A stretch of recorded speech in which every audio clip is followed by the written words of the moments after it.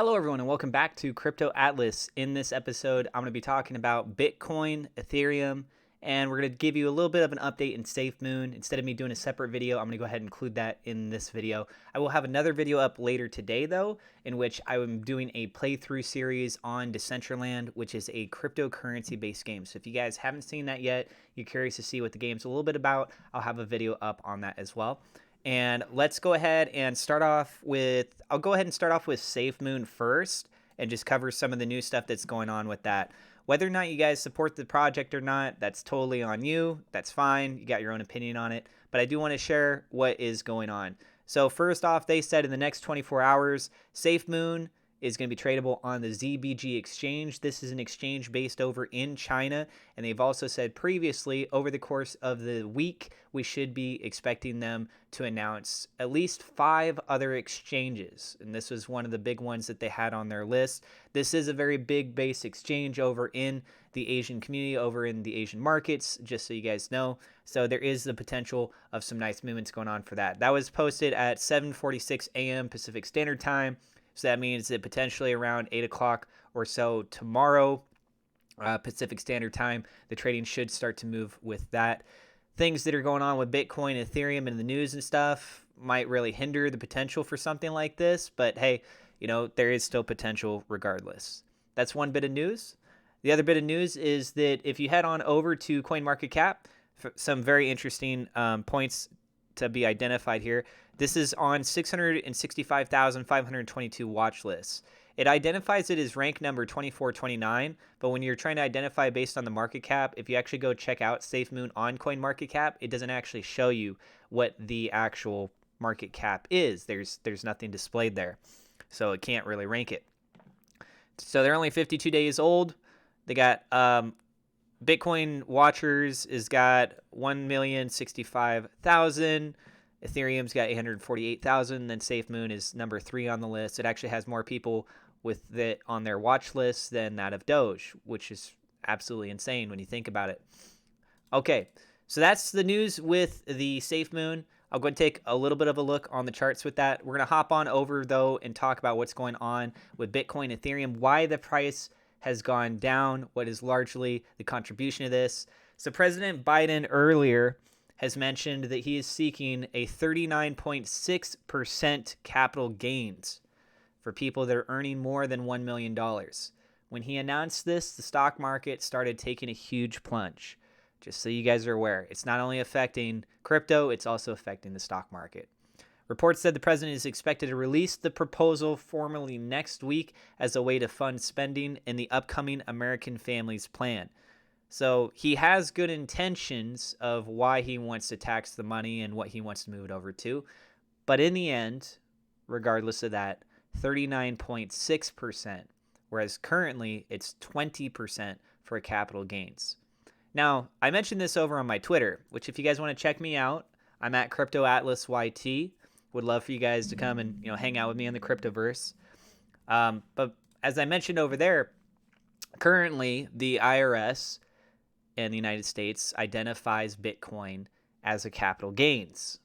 Now there's other places that have labeled it according to their governments, identifying it in the verbiage as currency, and therefore it should have different principal designs and how you would end up taxing it if you even do tax it. So if you want my opinion, I think one of the next major steps that we should do is coming together and trying to make sure that it's clear this is a digital currency. It is called a cryptocurrency. It's a form of payment. It obviously doesn't have intrinsic value. You can't print out a Bitcoin, physically hold it and do something with it. It's only used as a means of identification, using a metric system, variables that they got on everything that's going on here, using their formulas and stuff. Anyways, so my point is that this is, I kind of went off on a tangent there. I'm a little bit tired too, to be totally honest with you guys at the moment. Anyways, so my point is with this, that they're trying to increase this amount to 39.6%. And I think over the next week or so, week and a half, that there's a high likelihood that we could see a lot of turbulent waters going on with that of Bitcoin. Now, Bitcoin has dropped down over the course of the day, which I'll show you guys here on the chart. And we got some levels that have bounced off of that. So this is a bit concerning just keep an eye on the news, what's going on over there. Another bit of news that I want to share with you is over in Turkey. They have an exchange. This exchange is called Thodex. It's been around for a couple years now, since 2017, if I remember correctly. And what ended up happening is they got a whole bunch of new users. Their new users came over because of Dogecoin, and there was a bunch of memes going on about 420 with that. They did a little promo, got a lot of new users, and then next thing you know, the CEO decides to kind of like lock up these accounts, and he flees the country. And he says that he fled the country because one of two things was going to happen. Either he was going to get arrested or he was going to commit suicide. And he says, according to his lawyer says that he doesn't plan on coming back to the country until the funds have been restored to the rest of the individuals. Well, therein lies part of the problem, because supposedly when he left, he didn't transfer over some of his needed his shares to another one of the investors. CEO said in a statement of the company's website. He blamed the exchange's financial woes on a hacking incident he said happened years ago. The number of people who have invested in the exchange is about 30,000. But yeah, it's estimated that this was anywhere between $2 to $10 billion worth of cryptocurrency that's being all coalesced into this situation. Okay, so now, actually, I got a little bit more news. I'm going to go ahead and read through these real quick for you. Cash App raises withdrawal minimums to 100,000 Satoshis in response to an increase in fees. So then the UK bank NatWest will refuse all business customers who accept payment in Bitcoin and other crypto. The RSI indicator hasn't been this low since September 2020, when it was just $10,000. The price is up 5.5 times since then. And this was mentioned earlier. 13,000 ASICs are being deployed by a Minnesota mining company. Intermittent demand or renewables requires a buyer of last resort. So this is actually really good news that we got more ASIC miners coming into play in the United States. It's now increasing our footprint in comparison to other countries, or more specifically that of China, and trying to secure the hash network. Okay. Somebody moved right here. This is actually really good news. Somebody just moved $81 million worth of Bitcoin into cold storage. That's about 1,500 Bitcoin off the market. More that you move off the exchanges, the better. A little bit of side news. I do have an NFT for sale. If any of you guys are curious or would like to buy an NFT, I do have one for sale. I got it pinned on my Twitter account. Now we hop on over to the charts here. So as you guys can see, it's just absolutely bloody red day. I'm zooming in quite a bit here. I do have a key level of support. We got very close to that. That was at $50,000. Obviously, it makes sense. It's a very basic psychological level. Every $10,000 increments, but on the road trying to hit $100,000, $50,000 is half that way to that point. So it's a very key level to try and hold. And as you guys can see, they are trying to hold it right now, and it is pushing up. We have an hour and 20 minutes left in the day to try and secure this position. We did have back on March 25th where we got very close to a point down there as well. Just a little bit above that point for the daily right here. Anything can happen still on the day. Volume, as you guys can see, has been kicking up. In the last week to 2 weeks, we've actually been seeing the highest levels of volume that's taking place being on the sell side, leaning more towards that. We are down below the 21 EMA, which is this yellow line, and I don't actually have it displayed as of the moment, but I'll just go ahead and clarify. You have what's also called the 50-day moving average. Okay, you get the 200 and the 50-day moving average. When you go below the 50-day moving average, then it's starting to signify even more the fact that we are going into a bear market, and we should expect to see further declines, right? I can actually go ahead and just click this real quick, and let me go to, I always forget where this thing is because I'm so used to keeping my own, there we go, indicators. So let's go with the moving average.